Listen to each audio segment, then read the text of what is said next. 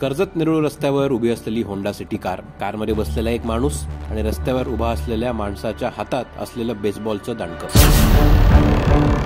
बेसबॉलच्या दांडक्याने रस्त्यावर उभा असलेला गुंड गाडीत बसलेल्या माणसाला अमानुषपणे मारहाण करतोय.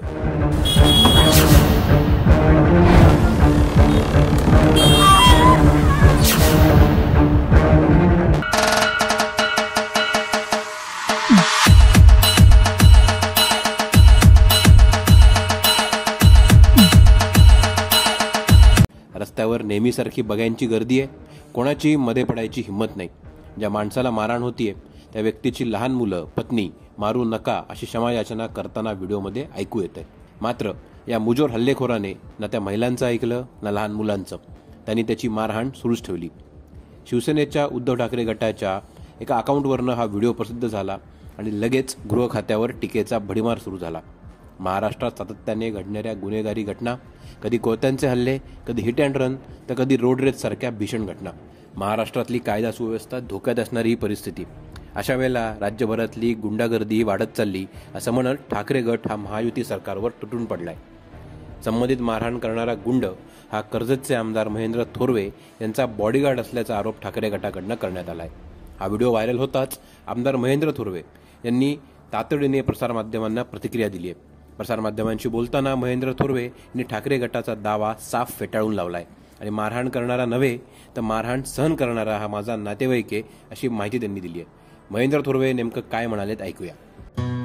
Manikchand Oxyrich, proudly Indian.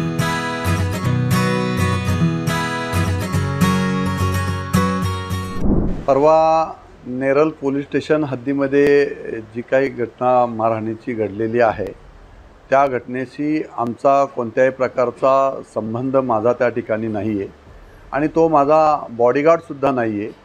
जे काय आता सोशल मीडियावर इलेक्ट्रॉनिक मीडियावर मी सर्व न्यूज पाहतो आहे त्याच्यामध्ये आमदार महेंद्र थोरवेंचा बॉडीगार्ड म्हणून सांगितलं गेलेलं आहे. तो माझा बॉडीगार्ड वगैरे त्या ठिकाणी नाही आहे. दोन्ही कार्यकर्ते आपलेच आहेत त्या ठिकाणी. त्यामुळे ज्याला मारहाण झाले तोही आमचाच कार्यकर्ता आहे. माझा तो तर नातेवाईक आहे आणि ज्यांनी मारलं आहे तो माझा काही बॉडीगार्ड वगैरे नाही आहे.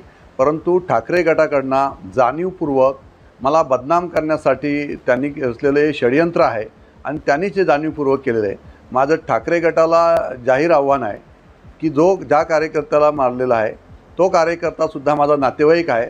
तो ठाकरे गटाचा पण तो कार्यकर्ता नाही, परंतु आम्हाला बदनाम करण्यासाठी ठाकरे गटाने केलेलं हे षडयंत्र आहे. कर्जत नेरूळ रस्त्यावरची अत्यंत संतापजनक ही घटना.